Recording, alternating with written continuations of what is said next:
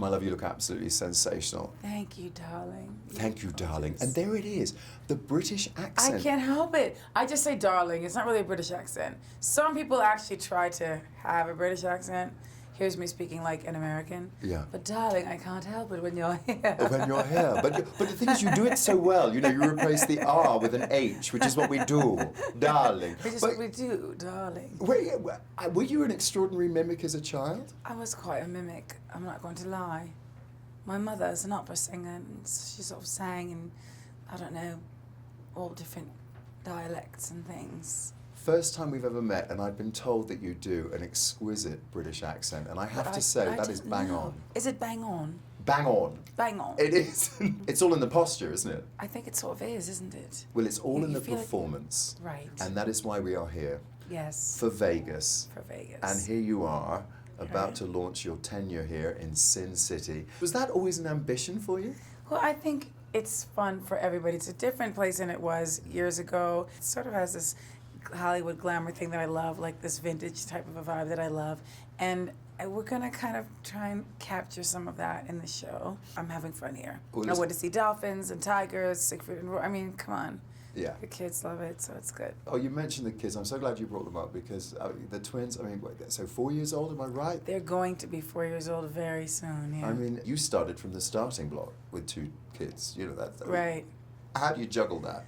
Well, first of all, the pregnancy itself, I didn't get into this too much, but it was very difficult. Like, I had gestational diabetes, I had preeclampsia, I had all these things that you don't really want to know about. You as a man will never have to know about, but anyone who's ever had twins, I salute you, seriously, anybody out there, because it's not easy. You yourself, obviously, used to mimic your mother. Do you see it in the little ones as well, in your young voice? They are complete mimics. They sing my new song, Infinity, already. They're already doing the background vocals. Even the chorus, Close the Door, Lose the Key, they're singing this. And so that's a good sign to me. Tell me about Infinity, because here we are, there's an album out. There's 18 US #1s. There must be one that you might like to take away to a desert island. Oh, there's a few that I didn't sing for a while. I haven't sung for a while live, I mean, years. Like, longer than I've been born, darling, because half of the songs were written before I was born. Oh, of course. We're the same age, so I'm exactly on the same page. I have no idea who that was in the video. She was me, but I wasn't born yet. Anyway. But the thing is, revamping them for the show has been fun. Yeah. And it's been made me have to get a little creative musically, but it's good. But has this permitted you a degree of nostalgia where you can look back and indulge yourself over what has been such a fantastic career?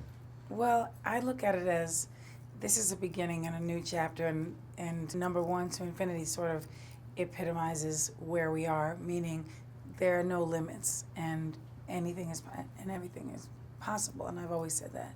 And so I feel like I'm in a good place, musically and otherwise. A new chapter.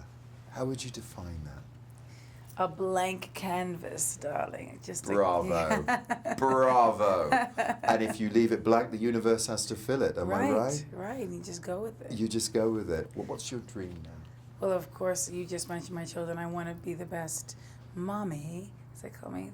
By the way, they know how to go, mommy. Do they do mommy? Mommy. They will do that and try to have an English accent as well. And I didn't start it. I aspired to be a good mommy to them and to have them love me for me, and hope that all the other nonsense that they'll read and see ultimately will not mess with them too much, because that's, it's there. They have to exist in the real world, and that's, it's hard.